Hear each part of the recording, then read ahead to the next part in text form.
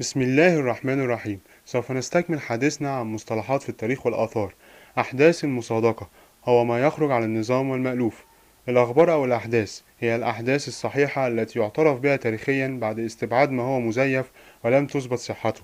الإخباريون هم رواة الأخبار ولم تجبر روايتهم على علتها، ولكنها تفحص وتراجع بمعرفة المؤرخين.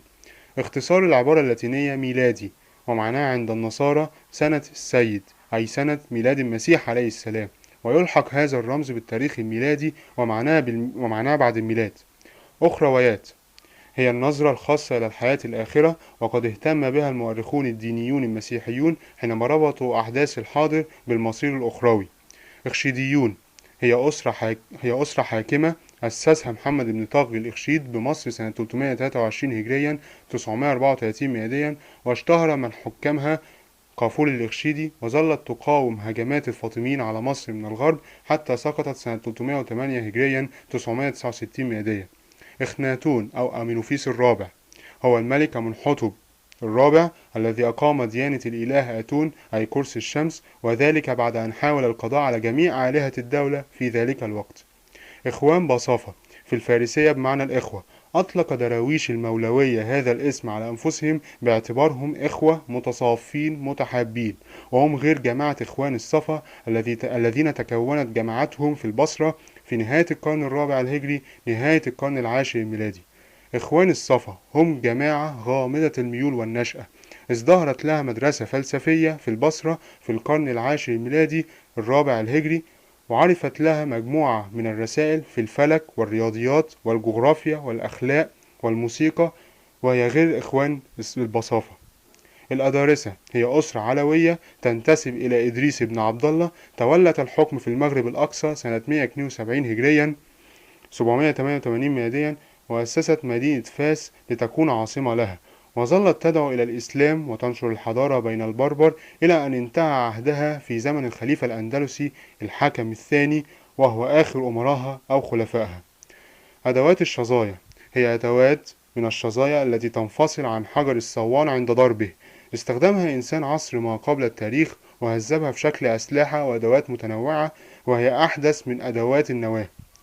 أدوات النواة هي قطعة من الحجارة هذب الإنسان حافتها بإزالة شظايا صغيرة من مواضع متقاربة منها على سطح الحجر ليستخدمها كآلة، وهي أقدم ما يستخدمه الإنسان من أدوات.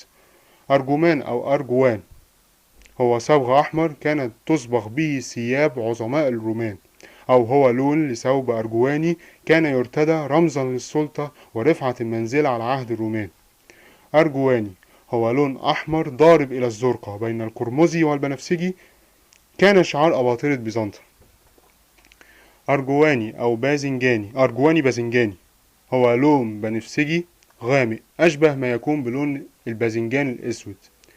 الأرخيل هو صبغة أرجواني يستغرق من تحلب الأشنة البحري، تتحول مادته بالأكسدة إلى مادة الأوريسين الصابغة.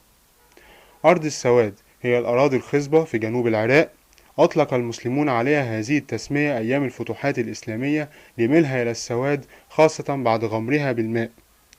أرضية أو خلفية هي الجزء الأبعد من المنظر أو الصورة المرسومة. أرضية الرواق أو ساحة بهو الأعمدة هي الأرض الممهدة المكسوة بالبلاط في ساحة ذات أعمدة. أرجيوغرافية هي وصف الآثار القديمة تعريفا بها. الأروميون أو الأهالي الأصليون هم السكان الأصليون الأوائل في بيئة ما، كذلك السلالات الحيوانية والنباتية المحلية التي نشأت في هذه البيئة أو تميزت بها. استحضار الماضي تمثل الماضي مشاهد حية في الحاضر، وهو غاية المؤرخين المثاليين وبخاصة دلتاي وكرواتش.